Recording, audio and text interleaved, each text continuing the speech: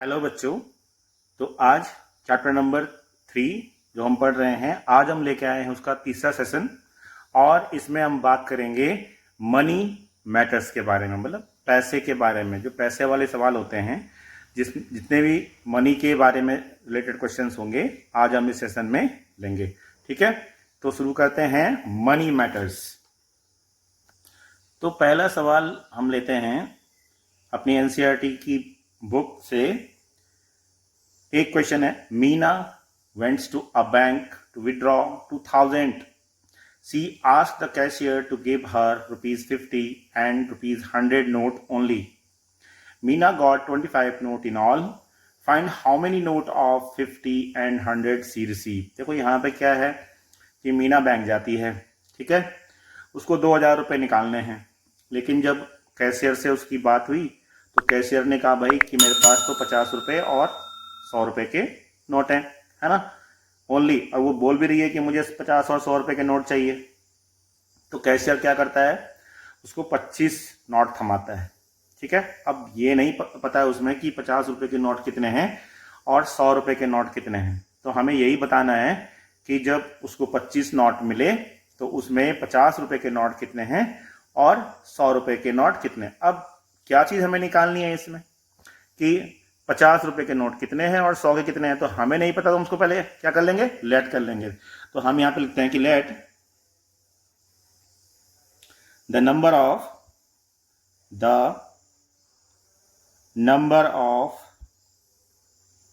₹50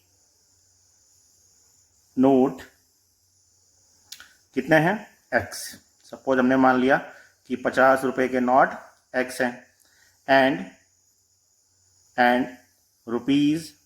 ₹100 और 100 रुपये के नोट कितने हैं, हमने ये मान लिया y हैं। ठीक है, मतलब 50 रुपये के नोट x हैं और 100 रुपीज़ के नोट y हैं। अब क्योंकि टोटल नोट उसके पास कितने आए, 25, तो वही 50 रुपये के x नोट और 100 रुपये के y नोट को मिला करके कितना हो गया, 25, है ना, 25 नोट उसके हो गए। तो इसको हम क्वेश्चन नंबर 1 ले लेते हैं। अब क्योंकि जो x नोट है, एक नोट 50 का है, तो क्योंकि उसको 2000 रुपये चाहिए ना, यहाँ पे देखो 2000 रुपये, तो अब हम इसकी वैल्यू निकालेंगे, है ना। दूसरी कंडीशन में हम क्या निकालेंगे कि भाई x नोट का कितना हुआ और y नोट का कितना हुआ। टोटल तो 2000 होगा, लेकिन x नोट की कितनी वैल्यू हुई। तो अब हम वैल्यूएशन करेंगे इसका। ठीक है, तो एक नोट का कितना हुआ, 50 रुपये, तो x नोट का कितना हुआ, 50x हुआ ना। और y 100 रुपये का नोट है, तो एक नोट का हुआ 100, तो y नोट का कितना हुआ, y से उसको मल्टीप्लाई कर देंगे 100y, और ये कुल कितनी मनी हुई, 2000।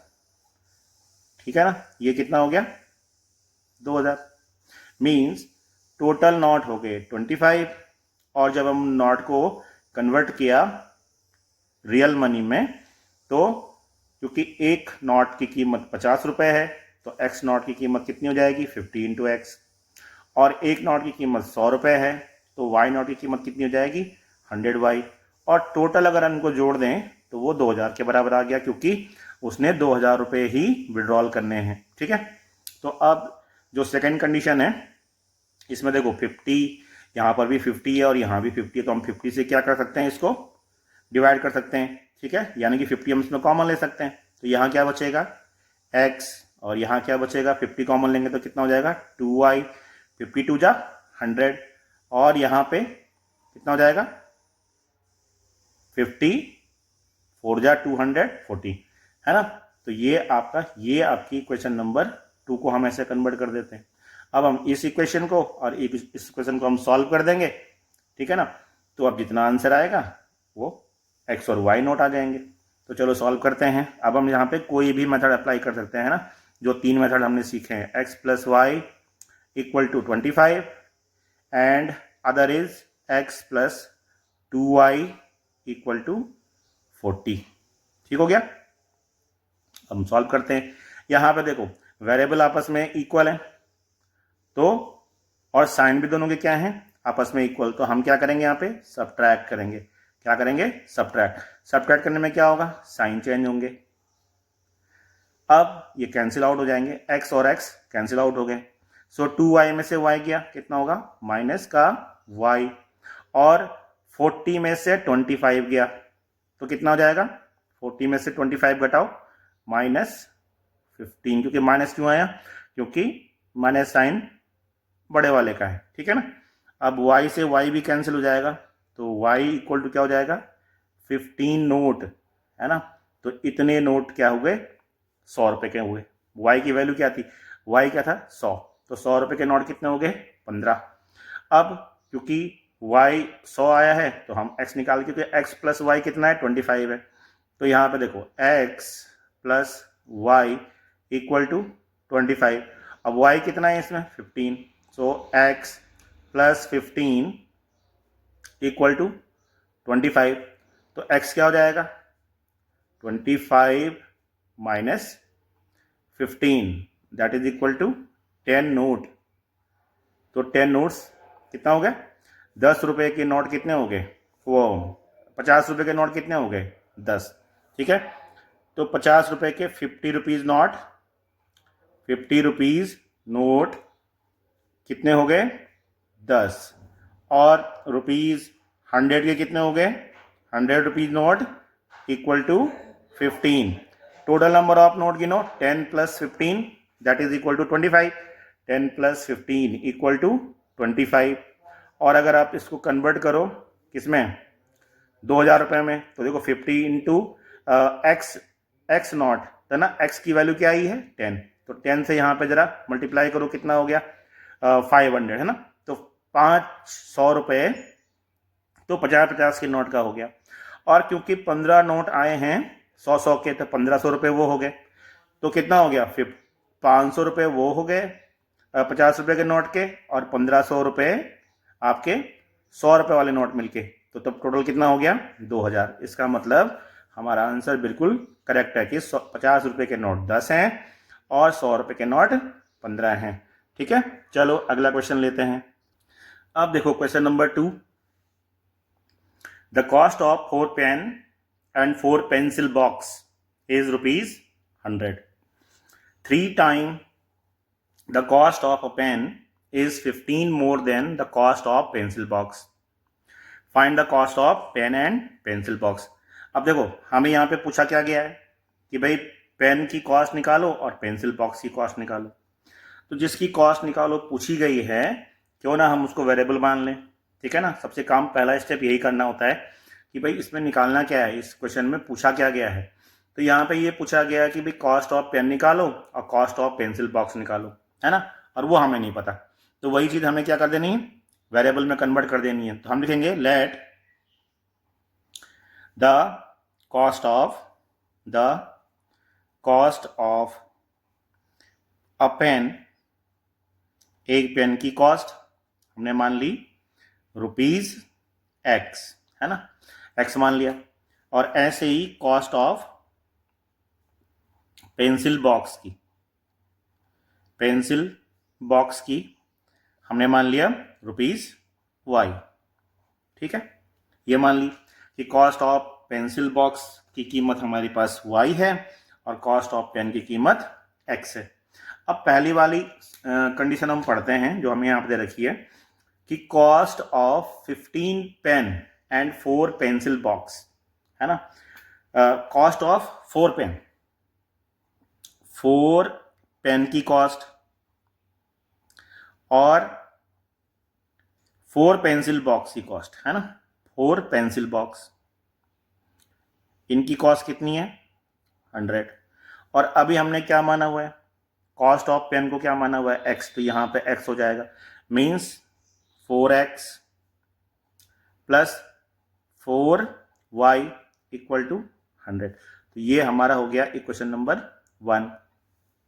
अब यहां पे कंडीशन दे रखी है कि 3 times the cost of a pen, मतलब 3 times cost of pen equals to 15 more than the cost of pencil box.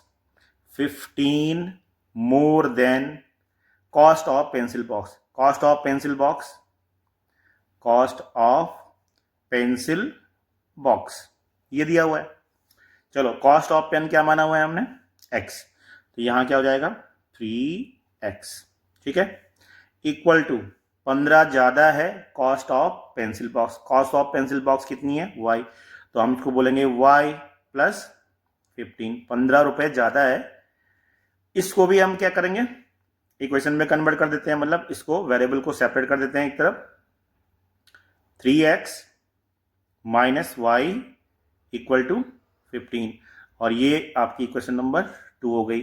Now solving question number 1 and 2, 1 and 2, तो यहां पे जरा 1 एंड 2 को लिख लेते हैं हम पहले।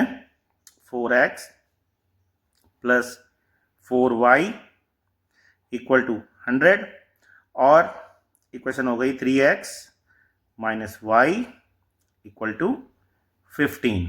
तो ये इक्वेशन नंबर 1 थी, ये इक्वेशन नंबर 2 हो गई। अब सबसे पहला काम यहाँ पे चेक करना है, अगर हम इसको किससे कर रहे हैं, एलिमिनेशन मेथड से सॉल्व कर रहे हैं। देखो सबसे आसान मेथड एलिमिनेशन मेथड ही होता है, तो अगर हम उससे सॉल्व कर रहे हैं तो हमें ये देखना है क्या वेरिएबल बराबर हैं या नहीं। तो सबसे पहले वेरिएबल को बराबर करना है, ठीक है। अब या तो आप इस पूरी इक्वेशन में 4 से डिवाइड कर दो, तब ये y आपस में बराबर हो जाएंगे, या तो आप नीचे वाली इक्वेशन को 4 से मल्टीप्लाई कर दो, तब भी ये 4 4 बराबर हो जाएंगे, है ना। तो सबसे आसान क्या लग रहा है कि हम इसको 4 से ही डिवाइड कर दें, क्योंकि 4 से 100 भी डिवाइड होता है, 4 से दोनों डिवाइड हो जाएंगे। तो ये जो ये वाली इक्वेशन है ये कैसे कन्वर्ट हो जाएगी, x plus Y equal to 25, है ना। देखो यहाँ पे 4 से डिवाइड किया, यहाँ भी 4 से डिवाइड किया, यहाँ भी 4 से डिवाइड किया, और नीचे वाली इक्वेशन लिखी है 3x minus Y equal to 15, और अब जाकर हम इनको सॉल्व कर देंगे। तो अब आप देखो इन दोनों के साइन भी अपोजिट हैं, तो हम क्या लिखेंगे यहाँ पे एडिंग, यहाँ पे क्या लिखेंगे एडिंग, है ना, जोड़ेंगे, तो जोड़ने में ये कट जाएंगे। अब जोड़ो 4x इक्वल टू 5 5 10, और यहाँ क्या जाएगा 2 and 2 4, so x will be 40 upon 4, that is equal to 10 rupees, है ना, ₹10। ये क्या ही कॉस्ट ऑफ पेन आ गई। अब इस x की वैल्यू को हम किसी एक इक्वेशन में रख लेते हैं, तो हमारे पास इक्वेशन थी x plus Y equal to 25, क्यों ना हम x की वैल्यू को यहाँ पुट अप कर दें, 10 plus Y equal to 25, so y equal to 25 minus 10, that is equal to 15। तो ये किसकी कॉस्ट आई, पेंसिल बॉक्स की। तो अब हमारा स्टेटमेंट क्या होगा कि the cost of one pen, the cost of one pen equal to ₹10, and cost of pencil box equal to ₹15 answer, ठीक है ना। तो इस तरह से हम इनकी कॉस्ट निकालेंगे। देखो यहाँ पे हम इक्वेशन को कैसे कन्वर्ट करते हैं, मेन ध्यान देने वाली बात यही है कि जो चीज़ हमें पूछी जाए हमें उसको लेट करना है, क्योंकि वो अननोन वेरिएबल है, वो हमारे पास, ठीक है, एज अ अननोन क्वांटिटी है। तो अननोन क्वांटिटी है तो हमको मान लेते हैं ना कि भाई वो x है, वो y है। और एक और चीज़ ध्यान रखनी है कि जब आप किसी चीज़ को मानते हैं तो वो क्या माना है आपने वो जरूर लिखना है। जैसे यहाँ पे मैंने रुपये माना है तो आपको रुपये जरूर लिखना है।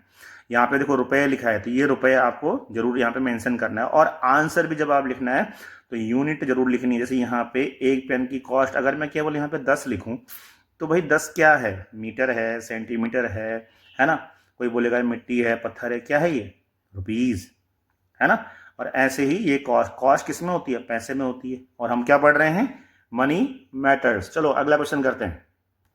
तो देखो एक भारी भरकम का सवाल देखो, है ना। भारी भरकम मतलब काफ़ी लैंग्वेज लिखी हुई है, जरा समझते हैं उसको। कि a railway half ticket cost half the full fare but reservation charge are the same.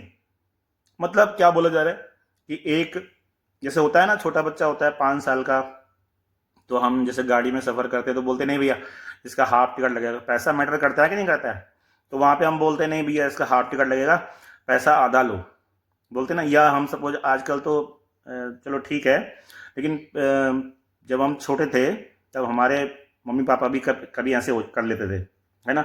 मान लेते हैं कि मेरी उम्र अगर सपोज 8-10 साल भी है, तो बोलेंगे नहीं ये जो है 5-6 साल का है, इसका हाफ टिकट लगेगा। ऐसा हो जाता था ना, तो आजकल भी ऐसा होता होगा शायद।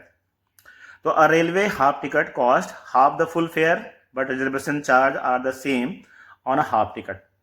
तो ये क्या कह रहा है कि एक हाफ टिकट की कॉस्ट है और उसमें रिजर्वेशन चार्ज भी है, और हाफ टिकट की कॉस्ट तो फुल टिकट के आधे है, लेकिन रिजर्वेशन चार्ज तो सेम रहेगा भाई, ठीक है।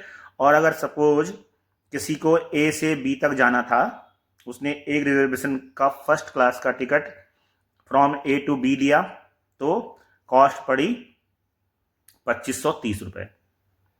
Also one reservation first class ticket and one reservation first class half ticket from A to B, और कॉस्ट पड़ी 3810 रुपए। तो ये बताना है कि भाई फुल फेयर कितना था और रिजर्वेशन चार्ज कितना था, ठीक है ना। मतलब कि एक टिकट की पूरी कॉस्ट कितनी थी और रिजर्वेशन चार्ज हमें कितना पड़ा। तो देखो यहाँ पे हमें निकालना जो है, हम उसको पहले मान लेंगे। तो हमें क्या निकालना था, हमें एक तो निकालना है कि भाई पूरे टिकट की कॉस्ट कितनी है, और दूसरा हमें ये निकालना है कि इसमें रिजर्वेशन चार्जेस कितना पड़ेगा, ठीक है। तो चलो शुरू करते हैं कि late the cost of full ticket, ठीक है ना। मतलब पूरे टिकट की जो कॉस्ट है वो हमने मान ली कि ₹X है।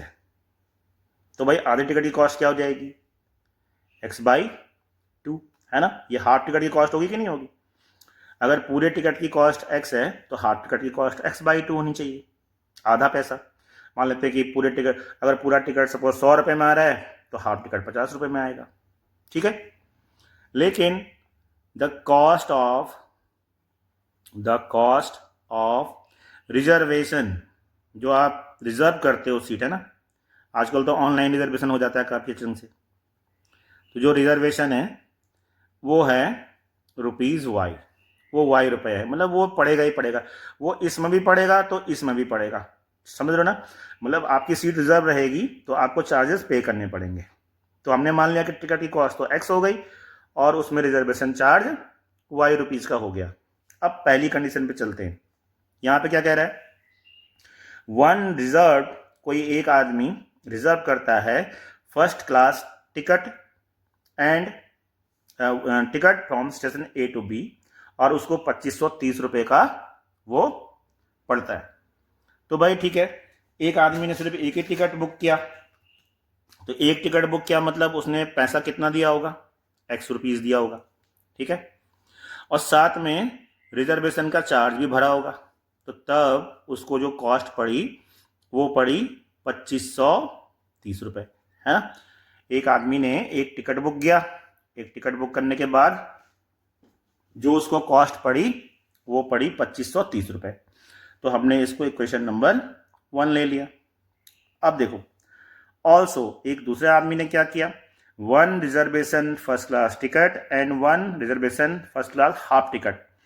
उसने क्या किया कि एक रिजर्वेशन का टिकट लिया और साथ में एक टिकट हाफ और लिया।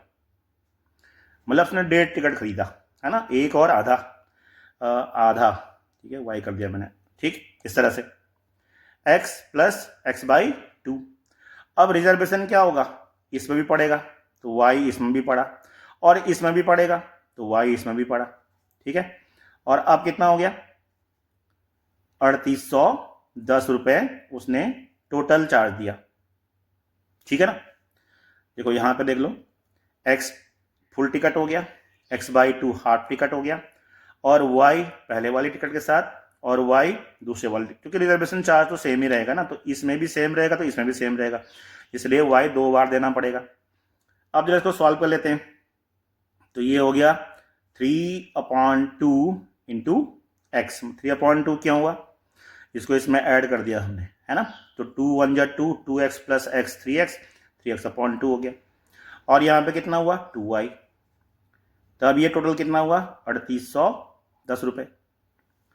अब ये 2 नीचे है तो हम क्या करते थे, जब भी 2 नीचे है तो 2 से सबको मल्टीप्लाई कर दो, ठीक है। तो इक्वेशन क्या बन जाएगी अब, ये 3x/2 multiplied by 2 plus 2 into 2y equal to 2 into 3810। समझ रहे हो ना, 2 से मल्टीप्लाई क्यों किया, इस 2 को काटने के लिए, तो इससे ये कैंसिल हो गया। अब जो यहाँ पे इक्वेशन बनी वो क्या बन गई, 3x, यहाँ पे बन गया 3x plus 4y equal to 2 0 जा 0, 2 1 जा 2, 2 8 जा 16, 1 2 3 जा 6 and 1 7। तो ये वाली आपकी कंडीशन नंबर सेकंड हो गई। अब आपको पहली वाली कंडीशन और सेकंड वाली कंडीशन को सॉल्व कर देना है और आपका टिकट का कॉस्ट आ जाएगा। तो अब हमारे पास जो इक्वेशन बन के आई, एक तो ये आई भाई x plus Y equal to 2530, और एक हमारे पास आई 3x plus 4y equal to 7620। ठीक है, तो अब अगर हम क्या लगाएंगे, एलिमिनेशन मेथड लगाते हैं, तो हमें या तो इसको 3 से मल्टीप्लाई करना पड़ेगा या 4 से, क्योंकि या तो अगर हमें x बराबर करना है तो 3 से करना पड़ेगा, और अगर y बराबर करना है तो 4 से करना पड़ेगा, है ना। तो let us multiply equation number 1 by 3। ठीक है, चलो हम इसको 3 से मल्टीप्लाई करते हैं, तो इक्वेशन क्या बन जाएगी हमारे पास, 3x plus 3y equal to 3 0 जा 0, 3 3 जा 9, 3 5 जा 15, 1 कैरी, 3 2 जा 6 and 1 7। तो अब हमारी जो पहली वाली इक्वेशन है वो ऐसे कन्वर्ट हो गई, और दूसरी वाली इक्वेशन हम उसके नीचे लिख लेते हैं, 3x plus 4y equal to 7620। अब इनको हम सॉल्व कर देंगे। ठीक है, तो सॉल्व करने में क्या होता है कि अगर ये दोनों सेम साइन के हैं तो हमें क्या करना है, सब्ट्रैक्ट करना है, सब्ट्रैक्ट करना है। तो यहाँ पे हो जाएगा माइनस, यहाँ हो जाएगा माइनस, और यहाँ भी हो जाएगा माइनस। ठीक है, ये कैंसिल हो गए। अब 4y में से हम 3y को घटा लेंगे, तो यहाँ पे बचेगा माइनस का y, और 7620 में से 7590 घटा देंगे, है ना। तो अब देखो कितना हुआ ये, 10 तो हुआ, 10 कम है किसमें, 7600 में, तो 10 ये हुआ, और 20 ज़्यादा, तो मतलब 30 आ गया, घटा के कितना आ गया, 30। ठीक है ना, देखो 0 में 0 गया 0, 12 में से 9 गया 3, फिर 30 रुपीज़ आ गया। सो माइनस माइनस साइन भी आप कैंसिल कर दो, तो ये क्या आंसर आ जाएगा, y इक्वल टू ₹30। एक हमारा आंसर ये आ गया, y इक्वल टू ₹30। और अब इस y की वैल्यू को किसी एक में रख लो, चाहे हम इसमें रख लेते हैं, है ना। तो पहली वाली इक्वेशन में y की वैल्यू को पुट अप कर देते हैं, तो ये क्या बनेगा, ये बन जाएगा x प्लस 30 इक्वल टू 2530, है ना। और ये 30 को अगर हम इस साइड लेके जाएंगे तो x क्या हो जाएगा, 2530 माइनस 30, दैट इज ₹2500, मतलब 2500 रुपये का टिकट हो गया। ठीक है, और 30 रुपये का उसमें रिजर्वेशन चार्ज हो गया। तो अब हम इसका स्टेटमेंट क्या लिखेंगे, therefore the cost of full ticket equal to ₹2500 and the charge of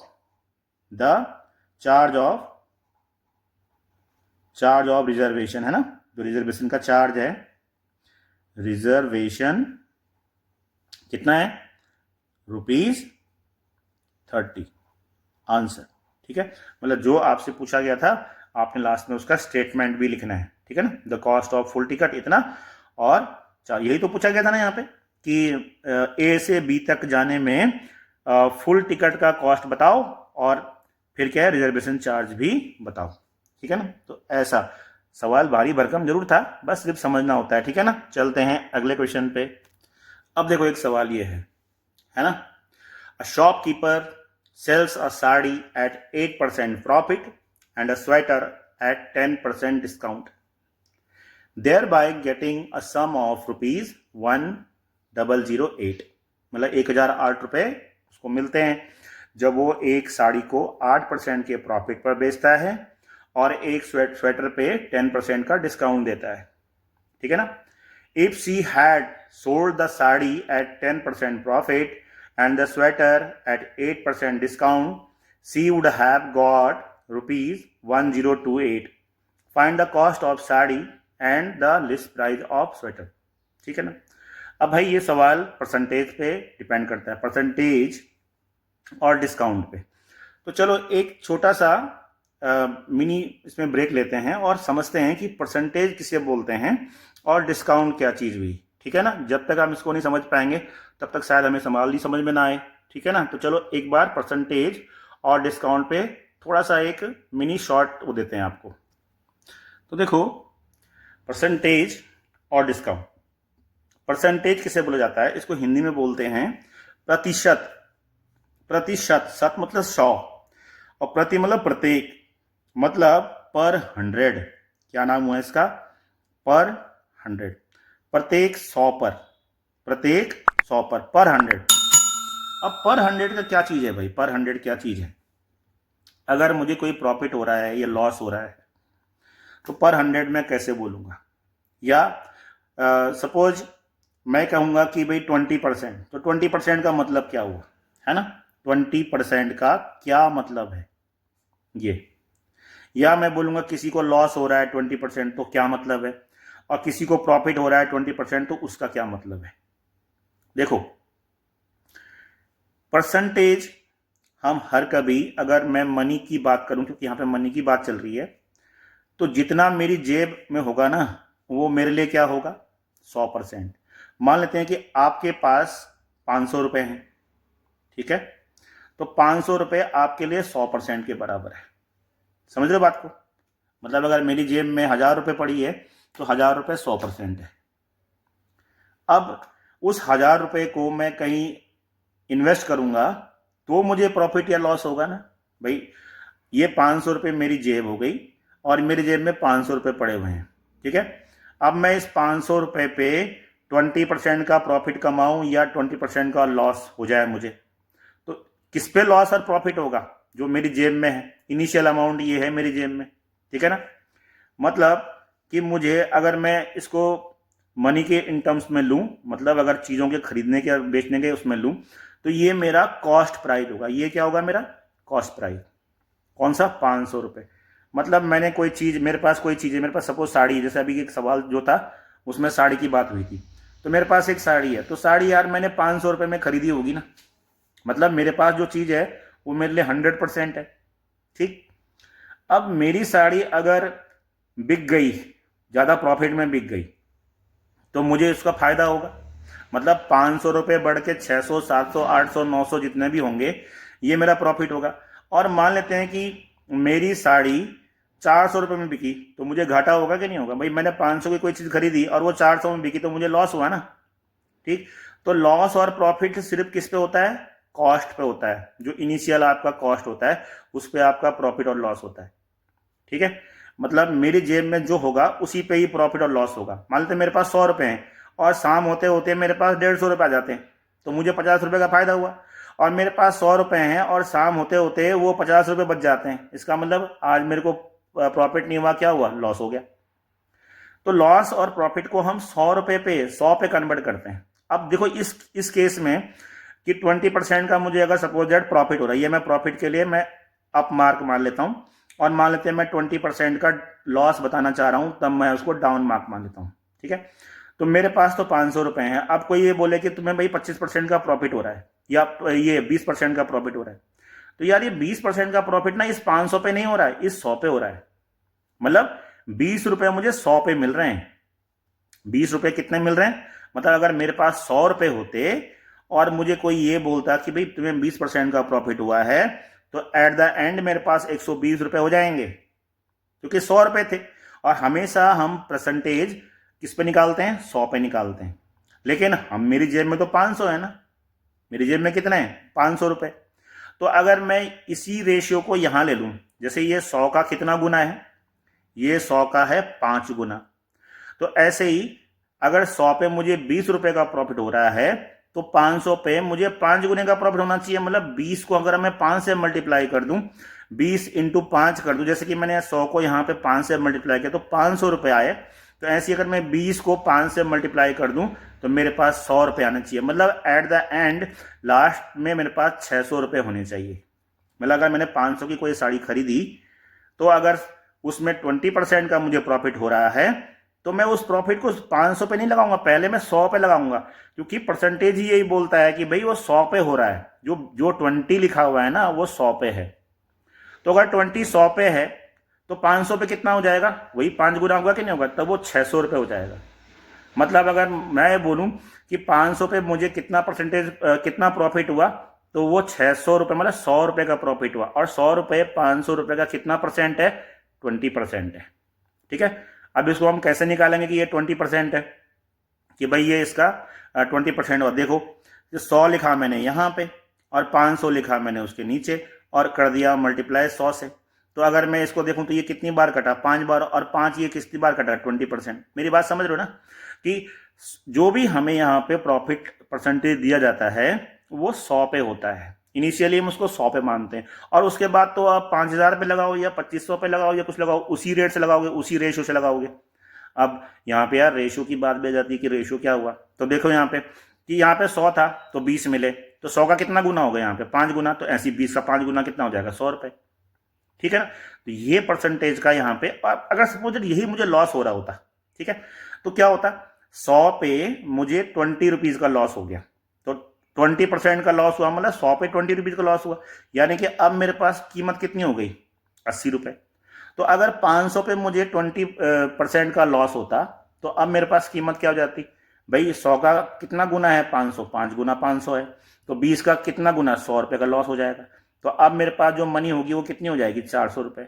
बात समझो, तो 20% के प्रॉफिट पे वो 600 पहुंच गया और वही 20% के प्रॉफिट पे वो 400, 20% के लॉस पे वो 400 पहुंच गया। मतलब इनिशियली बात यही है कि जो भी प्रॉफिट और लॉस होता है वो हम 100 पे निकालते हैं, जो भी वहां पे अंक लिखा रहता है वो 100 के लिए है।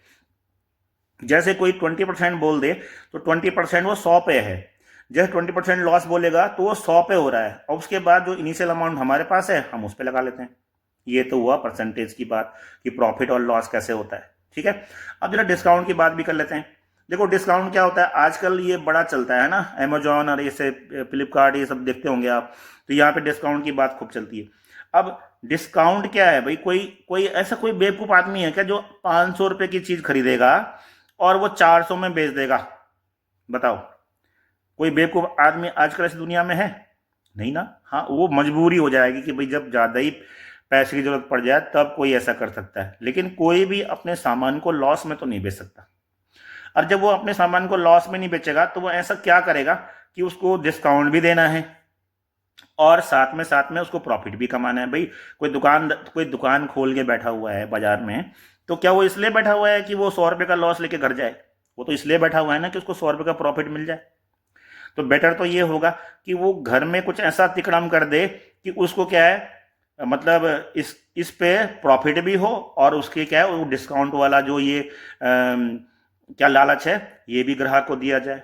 तो वो क्या करता है ना, इसको बढ़ा देता है, मतलब इसकी कीमत वो पहले खट से क्या कर देगा, यहाँ पे 200 रुपये कर, 2000 रुपये कर देगा या 1000 रुपये कर देगा। 500 की चीज खरीदी और 1000 रुपये उस पर क्या लगा दी उसने, चिट लगा दी 1000 रुपये की। करते हैं ना वो, दिल्ली से लाओ साड़ी खरीद के 100 रुपये की और यहाँ लगा दो उस पर 500 रुपये का टैग। तो अब कोई ग्राहक तुम्हारे पास आएगा, वो बोलेगा भाई ये साड़ी कितने की है, तो आप उसको दिखाओगे ना साड़ी, देखो जी ये तो 500 रुपये की, आपने तो 100 की खरीदी है वो, लेकिन दिखाओगे आप 500 की है। अब कोई भी ग्राहक कितना कम कर लेगा, 50%, 60%, इससे ज़्यादा तो कोई कर नहीं पाएगा। और मान लेते हैं कि आपने कोई साड़ी 100 रुपये में खरीदी है और आपने उस पर 500 रुपये टैग लगा रखा है, 500 रुपये टैग लगा रखा है। अब मान लेते हैं कोई आदमी 50% की छूट भी कर दे, इसमें 50% कम भी कर दे, तो तब भी तो 250 में गई। तो अगर 250 में गई तो आपको तो वो प्रॉफिट ही दे गई ना भाई, आपने तो वो 100 में खरीदी थी और 100 में खरीदने के बाद आपको 250 रुपये मिल जा रहे हैं, मतलब आपको 150 रुपये का इसमें फायदा हो रहा है। तो आपको तो वो लगभग कितना परसेंट, कम से कम 150% का प्रॉफिट दे गई। और ग्राहक को लगा कि उसने तो 50% की छूट में ले ली है। बात समझ रहे हो ना? तो छूट का खेल क्या होता है? छूट जो मिलती है या डिस्काउंट जो मिलता है हमेशा मार्क प्राइस पर मिलता है। किस पे मिलता है? मार्क प्राइस पे। जो ये कॉस्ट प्राइस पे कोई छूट नहीं देगा। ऐसा कोई बेवकूफ लाला नहीं है, या ऐसा कोई दुकानदार या ऐसा कोई व्यापारी नहीं है जो अपनी खरीदी हुई चीज पे, हाँ अगर सपोज दैट नुकसान हो रहा है, माना चूहे कुतर रहे हैं उसके दुकान में, साड़ियों को चूहे कुतर रहे हैं, तब तो वो चलो यार निकाल देगा कि यार खराब होने से तो अच्छा है कि 400 तो मिलेंगे, तो ये एक अलग बात है। लेकिन अगर वो माल अच्छा है, फ्रेश है, ठीक है ना, जो उसने सामान वहाँ पे दुकान में रखा हुआ है वो बिल्कुल फ्रेश है, तो वो कभी नहीं चाहेगा कि वो 500 की चीज़ 400 में दे दे, क्योंकि उसको बिजली का बिल भी भरना है, अपने बच्चों की पढ़ाई भी करनी है, अपना भी खर्चा निकालना है। तो वो खर्चा कहाँ से निकलेगा? वो दुकानदार क्या है, उसकी जेब से निकलेगा ना, ग्राहक की जेब से निकलेगा। तो क्या कर देता है? इसकी कीमत को बढ़ा देता है। तो इसकी कीमत उसने 1000 रुपये कर दी। अब जब 1000 रुपये कर दी, अब 500 की चीज उसने 1000 रुपये प्रिंट कर दिया उस पर, ठीक है। और अब अगर वो यहां पे ये बोल दे, यहां पे इस जगह पे ये बोल दे कि 25% की छूट, 25% की छूट, तो भैया 100 रुपये पे उसने 25 रुपये छोड़े, तो 1000 रुपये कितना छोड़ेगा? 250 रुपये छोड़ देगा। तो अब 250 रुपये यहां से छूट गए, तो अब भी कीमत क्या हो गई? 750 रुपये की बिकी वो, और खरीदी कितने थी उसने? 500 की, तो अब भी उसको कितना प्रॉफिट दे गया वो? 250 रुपये का। समझ रहे हो ना? तो छूट ये होता है। तो छूट हमेशा लिस्ट प्राइस पर मिलती है, ठीक है। तो अब चलते हैं हम अपने इनिशियल क्वेश्चन पे, जो हम अपना क्वेश्चन कर रहे थे। तो अब देखो, तो यहां पे लिखा है a shopkeeper sells a sari at 8% profit and a sweater at 10% discount. तो अब आप प्रॉफिट और डिस्काउंट के बारे में सीख गए, thereby getting a sum of rupees 1008, ठीक है। If she had sold the sari at 10% profit and the sweater at 8% discount, she would have got रुपये जितना। Find the cost of sari and the list. अब देखो यहाँ पे लिस्ट प्राइस बोला है, देख रहे हो ना यहाँ पे, ये लिस्ट प्राइस। लिस्ट प्राइस क्या होता है? वही मार्क प्राइस वाली बात बोल रहा है वो यहाँ पे, कि यार वो मार्क प्राइस कितना था। अब कॉस्ट प्राइस नहीं कह रहा वो, लिस्ट प्राइस। यहाँ तो वो कॉस्ट प्राइस पूछ रहा है, क्योंकि यहाँ तो उसने प्रॉफिट कमाना है, तो प्रॉफिट हमेशा कॉस्ट प्राइस पे होता है। तो चलो लिख लेते हैं हम, है ना, कि late the cost price, the cost price of sari, जो साड़ी की कॉस्ट प्राइस है वो ₹X है, ये हम मान लेते हैं। And list price of sweater equal to ₹Y। मतलब ये जो लिस्ट प्राइस है कॉस्ट प्राइस नहीं है, ये मार्क प्राइस है, समझ लो, है ना। ये क्या है? MP लिखा हुआ है मैंने, इसीलिए मार्क प्राइस। तो अब इसने क्या हुआ? साड़ी पे कमाया कितना? 8% का प्रॉफिट। अब सोचो, एक और चीज थोड़ा सा मैं बताना में भूल गया था, कि जब भी बेटा आपको प्रॉफिट दिया जाए तो आपको उसको 100 में ऐड कर देना है। क्या कर देना है? 100 में ऐड कर देना, मतलब वो 108 हो जाएगा। और जब आपको लॉस होगा तो उसको 100 से लेस कर देना है, ठीक है। ये शॉर्टकट समझ लो। ये शॉर्टकट भी हो गया कि अगर आप अब सपोज दैट प्रॉफिट वाली बात हो जाएगी तो 100 में आप उसको ऐड कर दोगे। मतलब जो साड़ी की ये इनिशियल कीमत है, ये तो उसकी 100 ही हुई ना, ये तो 100 ही तो हुई, ठीक। तो वो आप 100 में ऐड कर दोगे, वो क्या आ जाएगा? साड़ी की कीमत आ जाएगी, और साड़ी पे जो प्रॉफिट हुआ है वो आ जाएगा। जब आपने क्या कर दिया उसको 8%, मतलब 100 में क्या है, आपने 8 जोड़ दिया। और जो डिस्काउंट है, डिस्काउंट क्या है? एक्चुअली डिस्काउंट यहाँ पे लॉस ही तो है ना। डिस्काउंट क्या है यहाँ पे? एज अ लॉस ही तो है। डिस्काउंट सिर्फ उसने इसलिए दिया कि ग्राहक बनाने के लिए। ये जो डिस्काउंट दे रखा है उसने, वो किस लिए दे रखा है? केवल ग्राहक को बनाने के लिए। अदरवाइज डिस्काउंट एज अ उसके लिए लॉस ही तो हुआ, ठीक। तो अब ये सवाल किस तरह से हो जाएगा? A shopkeeper sells a sari at 8% profit and sweater at 10% discount. तो भाई इसमें 8% का प्रॉफिट हो रहा है, ठीक है, और उसको सम मिल रहा है इतना। तो देखो 108 मिला उसको, कितने का? इतने का। मतलब ये समझ में आया कि ये कैसे हुआ? देखो x में x का ही 8% ऐड हो गया। बात समझ रहे हो ना? ये x में ही तभी तो प्रॉफिट होगा जब 8% उसके, इसी का तो 8% उसको मिला है। तो अगर इसको आप सॉल्व करोगे तो क्या हो जाएगा 108/100। और स्वेटर में 10% डिस्काउंट हो गया। अब तो लिस्ट प्राइस इतनी थी, वाई थी, तो वाई का 10% लॉस हो गया, मतलब 10% लॉस हुआ मतलब 90 पे पहुंच गया है मामला। ये तो 100 है ना हमारे पास, जो हम इनिशियल मानते हैं वो क्या मानते हैं 100, तो 100 में 8 जोड़ेंगे तो 108 हो गया। और इसको भी हमने जब ये इनिशियल अमाउंट क्या मानते हैं हमेशा 100। अब अगर इसमें 10% का वो डिस्काउंट दे रहा है, तो अब जो कीमत हो गई वो कितनी हो गई 90/100 वाई हो गई। ठीक है, इतनी कीमत मिली उसको। और ये जो कीमत मिली ये किसके बराबर हो जाएगा 1008 के बराबर। समझ में आई बात? ये बात समझ में आई कि जब हम प्रॉफिट की बात कर रहे हैं तो प्रॉफिट इसमें हम ऐड करेंगे, और जब हम लॉस की बात मतलब जब डिस्काउंट की बात करेंगे तो डिस्काउंट देखो मैंने भी ये 100 था, 100 में से मैंने उसको क्या कर दिया कम कर दिया, 90 पे ला गया ऐसे। तो इसको हम सॉल्व कर देते हैं, तो ये क्या बन जाएगा 108x प्लस 90y, और यहां इसको 100 से मल्टीप्लाई कर देंगे तो 100800 हो जाएगा। Similarly if she had sold the sari at 10% profit, अगर उसने ये देखो ये आप इक्वेशन नंबर 1 ले सकते हो। अब वो कह रहा है कि अगर उसने साड़ी को 10% के प्रॉफिट पर बेचा होता तो अब साड़ी की जो नई कीमत क्या हो जाएगी 110/100, क्योंकि मैंने कहा ना अभी कि अगर प्रॉफिट होगा तो 100 में ऐड कर देना है। तो अब सुबह जिस समय वो साड़ी बेचने निकला होगा उस समय साड़ी की कीमत 100 रुपये रही होगी, और उसके बाद जब 10% का प्रॉफिट हो गया उसमें तो अब क्या हो गया 110 हो गया वो। ठीक है, प्लस 8% का डिस्काउंट, तो अब 8% का डिस्काउंट मतलब 92/100 y इक्वल टू 1028। अब अगेन 100 से मल्टीप्लाई कर देंगे तो क्या हो जाएगा 110x plus 92y equal to 102800। ये हो गया। ठीक है, तो ये हो गया इक्वेशन नंबर 2। अब जरा इस इक्वेशन को और इस इक्वेशन को सॉल्व करो। जरा वीडियो को पॉज करो और एक बार इसको सॉल्व करो। तो सॉल्व कर लिया होगा है ना। देखो क्या हो जाएगा, इसको 108x प्लस 90y को एक जगह यहां लिख लेते हैं पहले। हाँ देखो 108x plus 90y equal to 100800।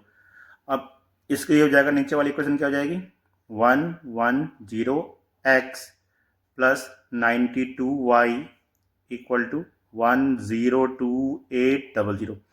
अब कोई इतनी बड़ी जो है नंबर, देखो नंबर कितने कितने बड़े बड़े हैं 108 1010 है ना। ऐसी इक्वेशन को अगर आप किससे सॉल्व करना चाहो, किससे एलिमिनेशन मेथड से सॉल्व करना चाहो, तो ये तरीका नहीं है कि नहीं जी इसको आप 92 से मल्टीप्लाई कर दो, इसको आप 90 से मल्टीप्लाई कर दो। इसका एक तरीका होता है, वो तरीका मैंने आपको समझाया था। तो क्या करना होता है कि एक बार ना इनको ऐड कर दो, दोनों इक्वेशनों को ऐड कर दो। करो ऐड, कितना हुआ, तो 108 में 1010 हम ऐड करेंगे तो ये हो जाएगा 218x। ठीक है, और इसको भी ऐड करो तो ये हो जाएगा 182y, और इसको ऐड करो 0 0 0 8 और 8 16 और 3 यहाँ हो जाएगा 0 हो जाएगा और 2 हो जाएगा। ठीक है ना, इतना हो गया। आप देखो यहाँ 2 से तो डिवाइड कर ही सकते हैं इसको, तो 2 से डिवाइड करके क्या हो जाएगा 109x plus 91y equal to, इसमें भाग दो 101800 है ना। तो इसको आप इक्वेशन नंबर 3 ले लो फिलहाल कुछ टाइम के लिए। क्या किया हमने यहाँ पे ऐड किया, और ऐड हमने किस समय यहाँ पे क्यों किया, क्योंकि हम इतने बड़े बड़े नंबरों को मतलब हम यहाँ पे अगर हमें वेरिएबल बराबर करने होते तो अगर मैं इसके वेरिएबल बराबर करूंगा तो इसको तो मैं 110 से मल्टीप्लाई करना पड़ेगा, इसको 108 से मल्टीप्लाई करना पड़ेगा है ना। तो मैं ऐसा रिस्क लूंगा जिसमें मेरे क्या है गलत होने के चांसेस ज़्यादा बढ़ जाते हैं। तो हम क्या करते हैं, एक बार इनको ऐड कर देना है और एक बार इनको सब्ट्रैक्ट कर देना है। इन्हीं क्वेश्चनों को एक बार ऐड कर दो तो ऐड करके तुम्हारे पास ये इक्वेशन आई। और एक बार जब सबसेट करोगे तो आपके पास 110 में से 108 गया, कितना हो जाएगा? -2x। देखो जब घटाओगे तो साइन चेंज करोगे ना, घटाओगे तो साइन चेंज करोगे, यहाँ माइनस करोगे, यहाँ माइनस करोगे, यहाँ माइनस करोगे, तो उसी माइनस से मैं यहाँ लिख रहा हूँ। तो 110 से 108 घटेगा तो कितना आएगा? 2x। ऐसे 92 से 90 गया तो कितना होगा? 2y। ठीक है, और जब हम इससे इसको घटाएंगे तो आई थिंक ये आएगा 2000। आया ना? इसको भी हम सॉल्व कर सकते हैं। अगर माइनस साइन को मैं इक्वेट कर दूं तो क्या हो जाएगा? x + y = 1000। ऐसा लिख सकता हूं ना? इसको मान दिया मैंने इक्वेशन नंबर 4। और अब मैं इस वाले को और इस वाले को अगर सॉल्व कर दूं तो मेरा आंसर आ जाएगा। मतलब एक बार इसको ऐड कर देना है और एक बार घटा देना है। समझ रहे हो ना? ऐड करके तुम्हारे पास रिजल्ट आया है ये वाला, और घटा के रिजल्ट आया है तुम्हारा ये वाला। क्लियर है? ऐड करके क्या आया है? ये वाला, और घटा के क्या आया है? ये वाला। नाउ इन दोनों को हम सॉल्व कर देते हैं। ठीक, तो इन दोनों को सॉल्व करके क्या आएगा? चलो सॉल्व करते हैं। ये हो जाएगा, इसको लिखता हूं मैं पहले, 109 x + 91 y = 101800। ठीक है, और इक्वेशन ये वाली लिख लिया मैंने। अच्छा, अब क्योंकि वेरिएबल बराबर करने हैं तो अब इसको 91 से मल्टीप्लाई करके लिख सकते हैं। 91x + 91y = 1000 से करेंगे तो 91,000, 100 और 91,000, तो 91,000 ऐसा आ जाएगा। मतलब इस वाली इक्वेशन को 91 से मल्टीप्लाई क्यों किया? क्योंकि यहाँ पे 91 था, उसको हम बराबर करना चाह रहे थे। और अब इन दोनों के साइन कैसे हैं? Plus plus. तो अब यहाँ क्या करेंगे? हम सब्ट्रैक्ट, घटाएंगे। तो यहाँ पे माइनस, यहाँ माइनस और यहाँ पे माइनस। अब ये कट जाएंगे। अब घटाओ, तो अब घटा के आएगा 18x, और यहाँ पे आ जाएगा 10800 आएगा ना? देखो घटा लो, 08 ये आ गया, और 101 से 91 के तो 10 आ जाएगा। अब हम x निकालना चाहेंगे, सो x इक्वल हो जाएगा 10800 अपॉन 18, और 18 6 होता है, तो कितना आ गया? 600 रुपये। इसका मतलब जो साड़ी की कॉस्ट थी 600 रुपये की थी। ठीक, अब इस x की वैल्यू को, एक छोटी सी क्वेश्चन ये थी, देखो ये वाला, इसको यहाँ रखो, तो x + y = क्या था? 1000। अब मैं x को यहाँ पुट अप कर दूंगा तो ये क्या जाएगा? 600 + y = 1000। सो y कितना हो गया? 400 रुपये। तो 400 रुपये स्वेटर का लिस्ट प्राइस था। तो स्वेटर पे लिस्ट प्राइस डाला था 400, तो हम भी लिख लिखेंगे यहाँ पे, therefore the cost of sari equal to ₹600 and cost of sweater equal to ₹400। Answer. ठीक है, चलते हैं अगले क्वेश्चन पे। सो क्वेश्चन है, Ankita invested certain amount of money in 2 schemes A and B, which offer interest at the rate of 8% per annum and 9% per annum respectively. She received ₹1860 as annual interest. However, had she interchanged the amount of investment in the 2 schemes, she would have received 20 more as annual interest. How much money did she invest in each scheme? है ना? तो आपको पहले पूछा क्या गया है कि भाई उसने कितना पैसा इन्वेस्ट किया स्कीम में। तो चलो मान लेते हैं कि लेट शी इन्वेस्ट कितना? ₹X in scheme A. ठीक है, स्कीम ए में उसने क्या किया? X रुपीज किया, and rupees Y in scheme B, ठीक है, बी में उसने रुपीज़ वाई इन्वेस्ट किया, ये हमने मान लिया। अब क्योंकि उसको जो इंटरेस्ट मिल रहा है, और इंटरेस्ट कैसे मिल रहा है, सिंपल इंटरेस्ट, तो आपने 6, 7, 8 क्लास में पढ़ा होगा सिंपल इंटरेस्ट किसे बोलते हैं। सिंपल इंटरेस्ट होता है जब हम प्रिंसिपल अमाउंट को रेट से मल्टीप्लाई करते हैं, टाइम से मल्टीप्लाई करते हैं और अपॉन 100 कर देते हैं, तो जो यहाँ पे निकल के आएगा वो सिंपल इंटरेस्ट होगा, ठीक है। यहाँ पे प्रिंसिपल अमाउंट तो है एक्स, क्योंकि एक्स उसने स्कीम ए में इन्वेस्ट किया था, और उस पर क्या है, उसको 8% का इंटरेस्ट मिल रहा है, और स्कीम बी पे उसको 9% का इंटरेस्ट मिल रहा है। तो पहले वाला लगाते हैं हम, तो पहले वाले पे हो जाएगा, क्योंकि एक्स उसकी अमाउंट है, 8% का उसका रेट हो गया, टाइम है 1 साल का, और 100, तो ये उसका पहले एक्स अमाउंट पे स्कीम ए पर मिला इंटरेस्ट हो गया। प्लस सिमिलरली दूसरे पे भी करते हैं।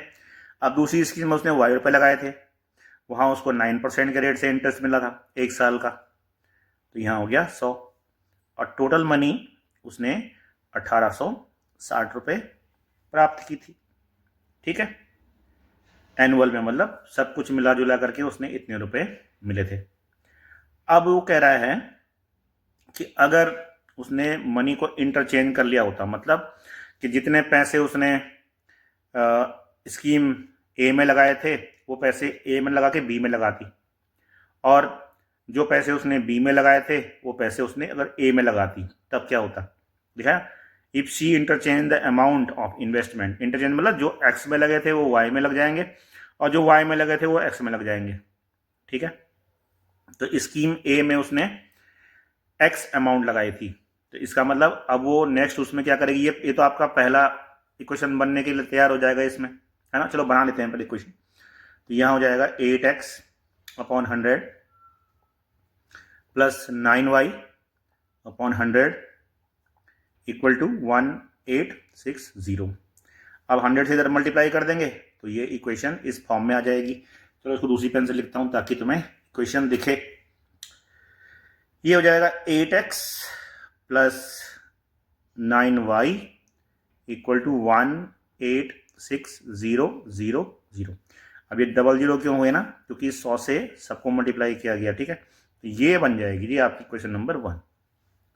अब दूसरे उसमें उसने क्या किया कि अब जो है उसने एक्स अमाउंट लगाई दूसरे वाले में जिसमें 9% का मिल रहा था, तो अब 9% में उसने एक्स अमाउंट लगाई, और जहां 8% मिल रहा था उसने वहां वाई अमाउंट लगाई। तो अब जो इक्वेशन क्या बनेगी कि यहां लगी है x%, तो x इंटू 9 इंटू 1 अपॉन 100, और फिर हो गया y इंटू 8 इंटू 1 अपॉन 100। तो अब क्या हुआ उसको कि उसको 20 रुपये ज़्यादा रिसीव हुए, 20 मोर, तो ये 1860 है, इसमें 20 और जोड़ दो, तो अब उसको कितने मिलेंगे, 1880 रुपये, है ना। मतलब अगर पहले उसने 8% में x लगाया था, इस बार उसने 8% कहाँ लगाया, y वाला अमाउंट लगाया है 8% पे। तो अब इससे क्या बनेगा, 9x upon 100 plus 8y upon 100 equal to 1880, और 100 से मल्टीप्लाई कर देंगे तो ये इक्वेशन कैसे बनेगा, 9x plus 8y equal to 188000, ठीक है। तो ये बन गई आपकी दूसरी इक्वेशन। तो अब हम इक्वेशन नंबर 1 और इक्वेशन नंबर 2 को सॉल्व कर देते हैं। तो अब देखो यहाँ पे भी आपके पास बड़े बड़े नंबर आ गए ना, देखो यहाँ बड़ा नंबर आ गया, यहाँ बड़ा नंबर आ गया, 9 और 8 भी बड़े बड़े नंबर है ना। जिसको पढ़ना नहीं है उसके लिए बड़े ही है ना। तो चलो इसको कर देते हम 8x plus 9y equal to 186000, और यहाँ हो गया 9x plus 8y equal to 188000। अब इनको हम सॉल्व कर रहे हैं। देखो भैया करना वही है, एक बार ऐड कर दो, पहला एडिंग क्या करना है, एडिंग। एक बार बड़े बड़े नंबर देखो, बस यही काम करना है। 9 और 8 17, फिर 9 और 8 17। अब इनको जोड़ो तो कितना हो जाएगा, 374,000 हो जाएगा ना। अब 17 का डिवाइड कर दो इसमें, ये बन जाएगा x प्लस वाई। 17 का भाग जाता है इसमें, 17 दूने 34, 17 दूने 34, 22,000। तो ये बन गई आपकी क्वेश्चन नंबर 3। ठीक है, x plus Y equal to 22,000। अब एक बार इन दोनों को घटा दो, जैसे यहाँ पे ऐड किया है ना, तो एक बार आप घटा भी दो। चलो घटाने का मैं इसमें लिख ही लेता हूँ, है ना, बाकी कंफ्यूज हो जाएगा आपको नहीं तो, है ना। तो यहाँ लिख लेते हैं 8x plus 9y equal to ऐसे, और इसको लिखा हमने 9x plus 8y equal to 188,000। तो एक बार घटाओ भाई, माइनस सबट्रैक्ट करो। यहाँ पे सबट्रैक्ट करने में क्या है बुराई, साइन चेंज करने पड़ते हैं। ठीक है, अब 9 में से 8 गया तो माइनस x बचेगा, फिर यहाँ पे 9 में से x गया तो यहाँ प्लस y बचेगा, और ये हो जाएगा 18,800 है, 18,600 गया तो 2,000 बचेगा। ठीक है, इतना हुआ। अब इस इक्वेशन को इसके साथ सॉल्व कर देंगे, इसको इक्वेशन नंबर 4 बोल देते हैं। चलो, तो अब दोनों क्वेश्चनों को हम सॉल्व करेंगे। दूसरी पेन से लिखता हूं ताकि और ज़्यादा क्लियर समझ में आए। इक्वेशन आई आपके पास x plus Y equal to 22,000, और एक इक्वेशन आई minus x plus Y equal to minus का 2,000। ठीक है, अब सॉल्व करते हैं।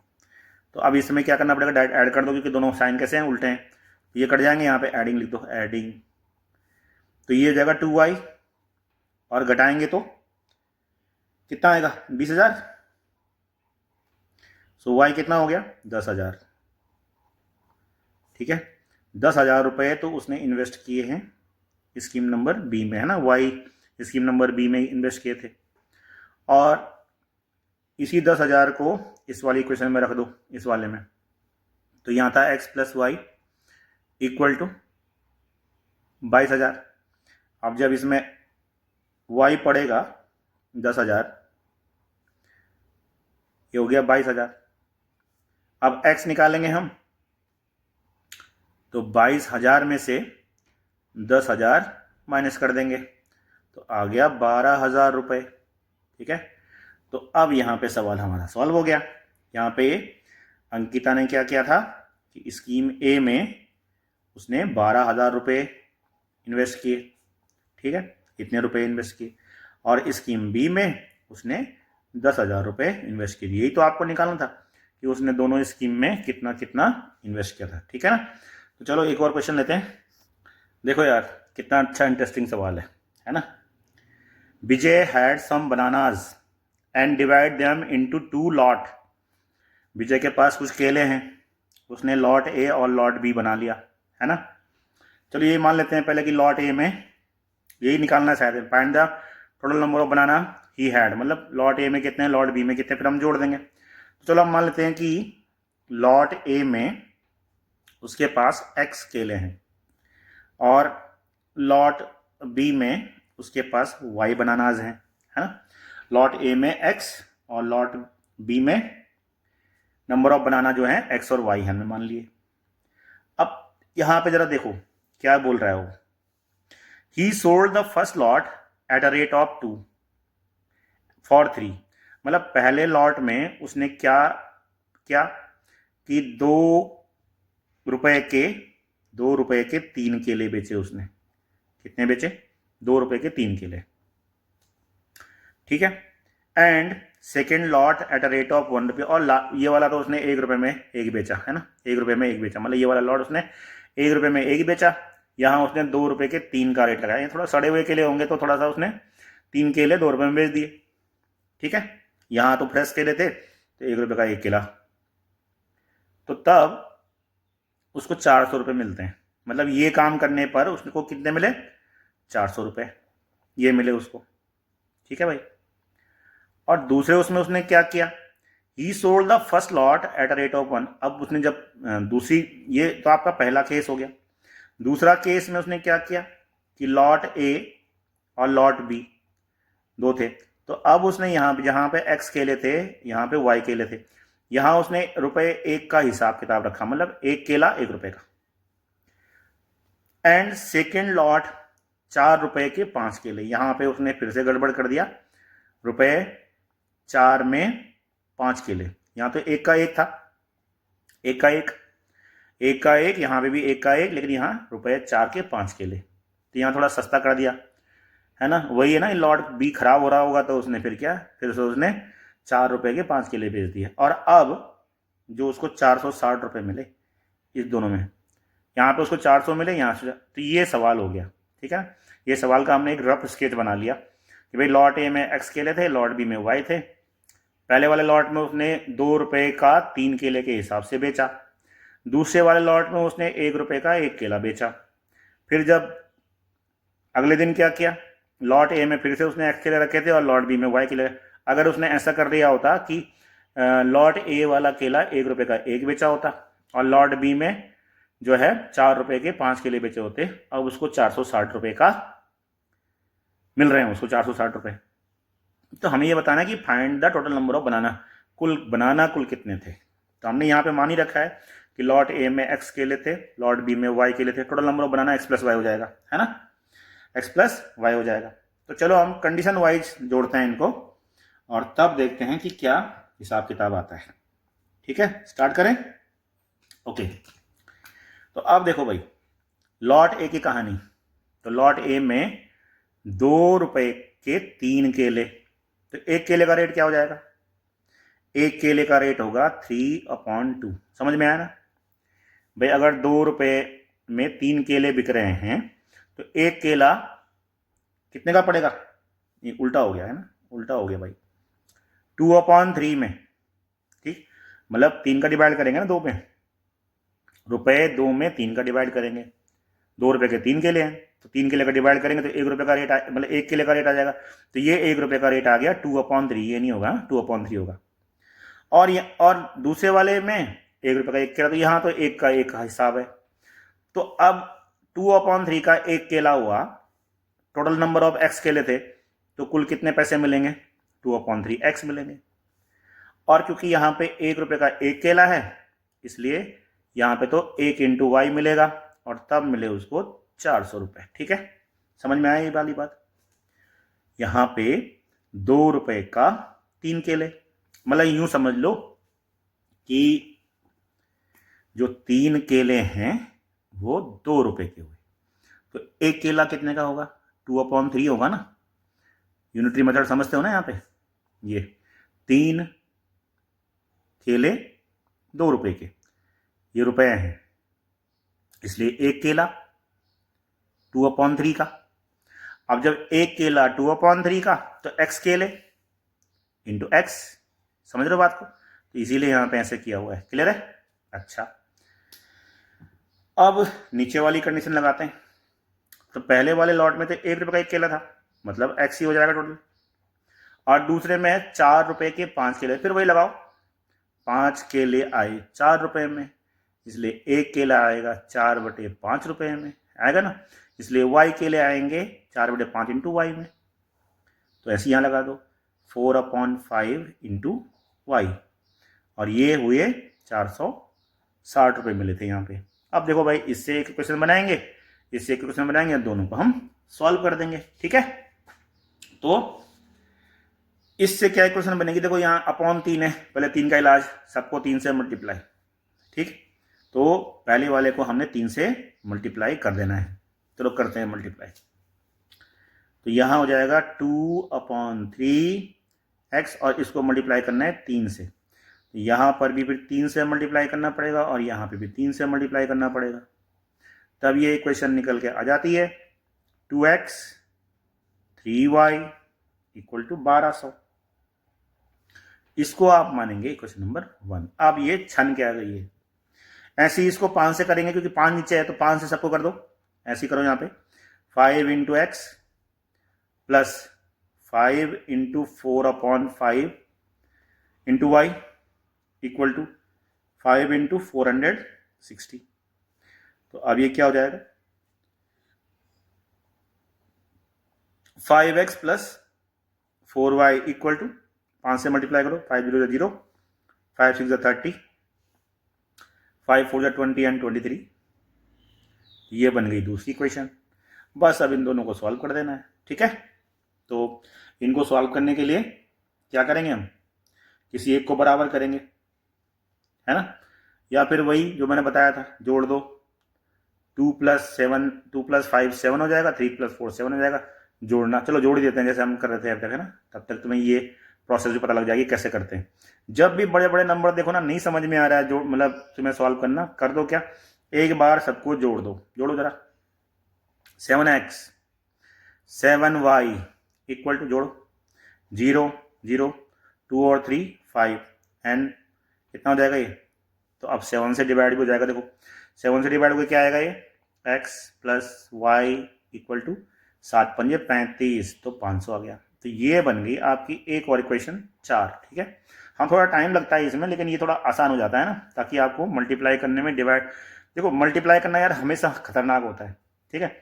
सपोज इसको 5 से भी करना होता है, इसको 2 से भी करना, तब भी खतरनाक ही था ना। अब जिसको सपोज टेबल नहीं पता, पहले तो टेबल याद होनी चाहिए। जमाना टेबल आपको पता नहीं, तो आप फिर ये तरीका सबसे बढ़िया होता है, ठीक है।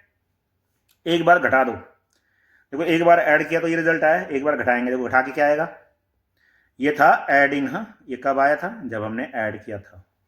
और अब हम करेंगे सबट्रैक्ट, तो इसमें से घटाओ, -3x घटाओ इसमें से, इसको क्या हो जाएगा, -3x हो गया। 3 में से 4 गया तो माइनस का, देखो घटाने में क्या होगा, साइन चेंज होगा यहाँ पे, यहाँ माइनस, यहाँ माइनस, यहाँ माइनस, ध्यान रखना। तो तभी इसीलिए मैं ऐसे लिख रहा हूँ, -3x -y इक्वल टू, और इसमें से घटाओ तो 12 दूने 24 यानी कि आ जाएगा 1100, है ना, 1100 आ जाएगा, माइनस का 1100, माइनस का 1100। अब चाहो तो इसके साइन उलट दो, तो ये कितना हो जाएगा, 3x plus Y equal to 1100। सब जगह से माइनस साइन कॉमन लिया और माइनस माइनस कट जाएगा।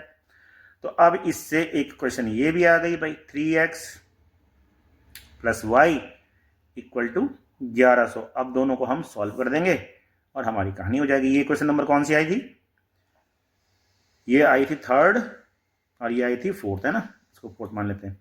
करो सॉल्व। तो अब यहाँ पे क्या करेंगे, घटाने पर, घटाने पर क्यों, क्योंकि दोनों साइन कैसे हो गए, प्लस प्लस, देख रहे हो ना आप, इसके भी साइन प्लस है। कंफ्यूज तो नहीं हो रहा है यहाँ पर, लाइन खींची हुई, इसको लाइन, 1 मिनट यार यहाँ लिख लेते हैं ना, बाकी तुम्हें फिर कंफ्यूज होगा। रुको यहाँ पे लिख लेते हैं, इसको दूसरी पेन से लिखते हैं। देखो अब x plus Y equal to 500 आया, और आया है 3x plus Y equal to 1100। चलो घटाते हैं, तो माइनस माइनस माइनस कट जाए, घटाओ, -2x इक्वल टू 11 में से 5 गया 600, सो x इक्वल टू 300 आ गया, है ना। तो x आ गया 300, यानी कि 300 केले उसने लॉट ए में लगाए थे। अब ऐसे ही इन 300 को यहाँ रख दो, इस वाले में रखो, तो क्या हो जाएगा, 300 प्लस वाई इक्वल टू 500। तो वाई क्या हो जाएगा, 500 में से घटाएंगे 300, तो अब कितना हो गया, 200। तो 200 केले लगाए उसने लॉट बी में, ये लगाए, मतलब x आया तुम्हारा, तो लॉट ए, ये लॉट ए का है, ये लॉट बी का है। तो भाई टोटल कितने हो गए, a प्लस बी करके, 300 में 200 जोड़ दो, कितने केले हो जाएंगे टोटल, 500 केले हो गए। 500 केले टोटल थे उसके पास। समझ में आई बात, सवाल देखो, सवाल को एक बार दोबारा देखो और समझो कि क्या सवाल पूछा गया है ना, ये तो होता है मेन चीज। चलो एक और क्वेश्चन देखो, बड़े मजेदार सवाल है ना। Each one of A and B has some money, है ना, कुछ पैसा है इनके पास, ए और बी के पास। चलो लगा लेते हैं, यहाँ पे ए भाई साहब हो गए, ठीक है, और ये बी हो गए, है ना, ऐसे मान लिया, ए और बी। अब ए के पास x रुपए हैं और बी के पास y रुपए। यहां पे आप लिखोगे भी, यहाँ let A has x rupees and B has y rupees, ठीक है, A has x rupees and B has y rupees. A gives 30 to B, अगर ए ने बी को 30 दिए, तो देखो पहली कंडीशन बना रहा हूं, इसने इसको कितने दिए, 30 दिए, तो इसके पास कितने बच गए, x में से 30 चले गए ना, और यहाँ y में 30 जुड़ गए, ठीक है। ये पहली कंडीशन, 30 जब इधर से इधर ट्रांसफर होंगे तो इसमें 30 कम हो जाएंगे, इसमें 30 बढ़ जाएंगे, ठीक। B will have twice the money left with A, तो B के पास A के दुगने पैसे हो जाते हैं। मतलब कि अब जो B का पैसा है ना वो A के पैसे से 2 गुना हो गया, 2 गुना हो गया। तो जरा इसको सॉल्व कर लेते हैं। y plus 30 equal to 2x minus 60, और इसको टोटली सॉल्व करेंगे, जैसे ये इस y को भी इधर ही ले आओ, तो ये जगह कितना 2x माइनस y और इक्वल टू कितना, एक साइड लाएंगे तो 90 ना। देखो 2x माइनस वाई, ये भी इधर आएगा, ये वाला भी इस साइड आएगा, तो 90, ठीक है। ये बन गया आपका इक्वेशन नंबर 1। अब दूसरी कंडीशन क्या कह रहा है, but if B gives 10 rupee to A, अगर फिर से देखो अब दूसरी कंडीशन के लिए बनाते हैं, फिर से इनके पास x और y रुपये मान लेते हैं, ये x हो गया ये y हो गया, है ना, ऐसे। अब वो कह रहा है कि ये a हो गया ये b हो गया, अगर b ने 10 रुपए इधर दे दिए, 10 रुपए इधर दे दिए, तो 10 इधर चले गए, then a will have thrice, तो इसके पास कुल कितने पैसे हो गए, अब किसके पास 10 बढ़ गए ना, इसके पास, इसके हो गया x प्लस 10 और इसके पास क्या हो गया y माइनस 10। तो अब then a will have, a के पास हो जाएंगे, a विल हैव होंगे थ्राइस एज मच एज, ये 3 गुना हो जाएगा इसका, मतलब a के पास जो पैसा है वो b के पास पैसे से 3 गुना हो जाएगा। इसको सॉल्व कर लो आप, x plus 10 equal to 3y minus 30, so x minus 3y equal to, ये इधर जाएगा माइनस का 40, मतलब 10 जाएगा उधर को, तो माइनस का 40, ये हो गया आपका इक्वेशन नंबर 2, a और b का पैसा। बस अब निकालना क्या है हमें, x और y निकालने हैं और हो गया हमारा काम। तो ये x है, देखो इधर देखो, ये लिख देंगे हम 2x minus Y equal to 90, और यहाँ पे x minus 3y equal to minus 40। तो अब करना ही ये होगा, वेरिएबल को बराबर करना है, तो चलो इसको 2 से मल्टीप्लाई कर दे नीचे वाले को, तो तब क्या क्वेश्चन बन जाएगी, ये क्वेश्चन नंबर आपकी 1 थी, ये क्वेश्चन नंबर 2 थी, मल्टीप्लाइंग 2 बाई 2, तो 2 से करेंगे मल्टीप्लाई, तो ये बन जाएगा अब यहाँ पे 2x minus Y equal to 90, और नीचे हो जाएगा 2x minus 6y equal to minus 80। अब करो, तो अब घटाएंगे, माइनस प्लस प्लस, ये कट गए, ओहो गलत काट दिया यार, ये काटना था, सॉरी है, ये नहीं कटेगा, 6y में से y गया 5y हो जाएगा ना, ये नहीं कटेगा, सॉरी 5y।